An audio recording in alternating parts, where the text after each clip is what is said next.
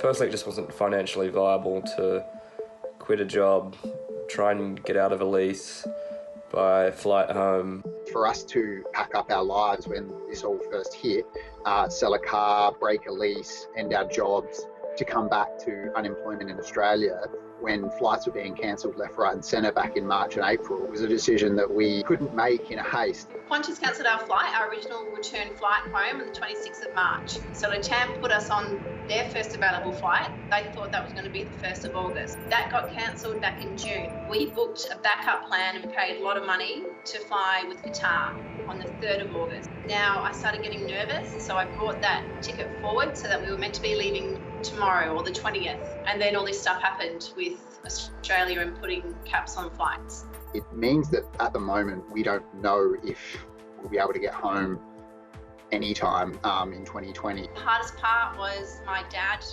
passed away while we were here. It's almost as if the government says, well, bad luck, mate, but you've got to pay the price now.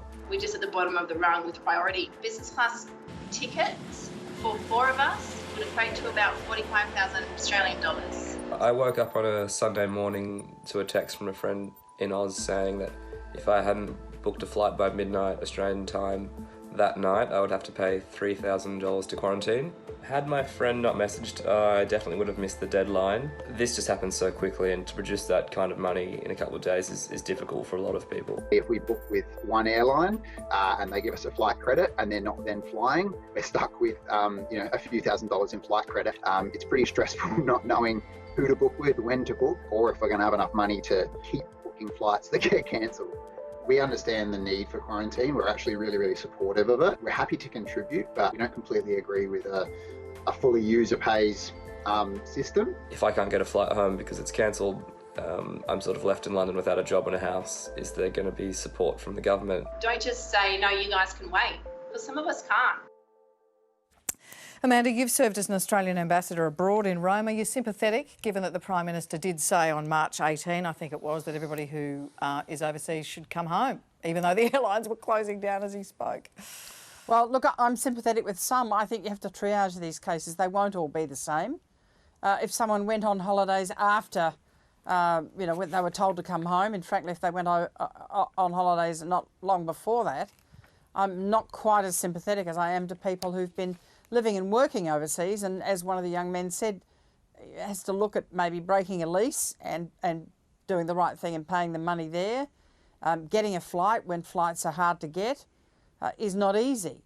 So I think there'll be different cases amongst all of these people, and we really would be great if we could triage them in some way. It isn't easy, but they won't all be the same. There'll be some irresponsible idiots who went away too late and thought, she'll be right, mate. And then there'll be people who thought it was going to get better in the country that they're in and now want to return to their home country. And that's going to be harder because they're ripping up a life rather than cutting a holiday short. You had some experience of this. There was a case in Lebanon where you got right down into the tin tacks of how you get people out. Tell me that story. I could almost take you to the sort of gutter I was standing on in Canberra on a cold night, talking to Arthur Sididinis, who was then the Chief of Staff to Howard. And we'd had a ferry organised to be arriving the next day, I think, to pick Australians up and get them out. But then you have to have the practical decision right. Well, there's going to be young people on the dock, young public servants. We need to give them really good advice about who to put first in case hundreds more arrive than we can fit on the boat. And, do you put, for example, a dual citizen who's been living in Lebanon for 5 years and not said see you later to Australia, but, hasn't been back for a fair while, do you really going to put them ahead of a permanent resident who's lived in Australia for 20 years and just arrived in Lebanon 2 days ago for a holiday? So it's really hard. And what do you say to someone who comes and says, we've got to leave, but we can't leave because mum's here, we want to bring her? Well, no, she can't go ahead of citizens and permanent residents. So triaging is not easy, but you need to give the people at the front line, who are usually the junior people, really good advice on how to do that.